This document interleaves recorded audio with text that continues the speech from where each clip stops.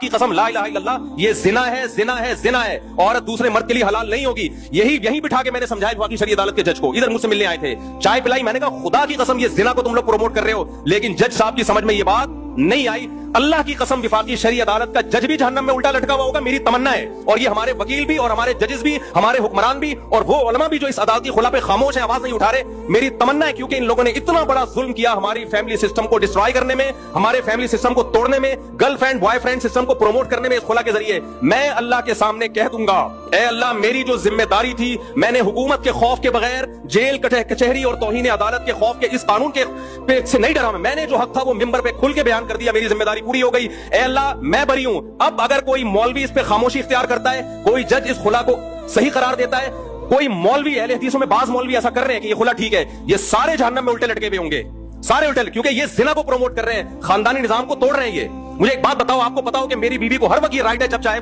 عدالت سے کھلا لے لے, آدمی اس کو بیوی کیوں بنائے گا؟ پھر وہ بیوی کس بات کی ہے؟ گرل فرینڈ اور بیوی میں فرق کیا رہ گیا؟ پھر گرل فرینڈ کو بھی یہ رائٹ ہے جب چاہے چھوڑ کے چلی جائے, بیوی کے پاس بھی کورٹ نے یہ رائٹ دے دی ہے جب چاہے کورٹ سے کھلا لے کے چلی جائے. ابے تو گرل فرینڈ ہی رکھ لیتا, اس سے بہتر نہیں تھا کیا؟ ان حرام خوروں کو اتنی بڑی زمینی حقیقت سمجھ میں نہیں آ رہی ہے, اور پھر ہمیں سمجھاتے ہیں حدیث بخاری کی, قرآن کی, تو تم قرآن و حدیث ہم تم سے زیادہ سمجھتے ہیں.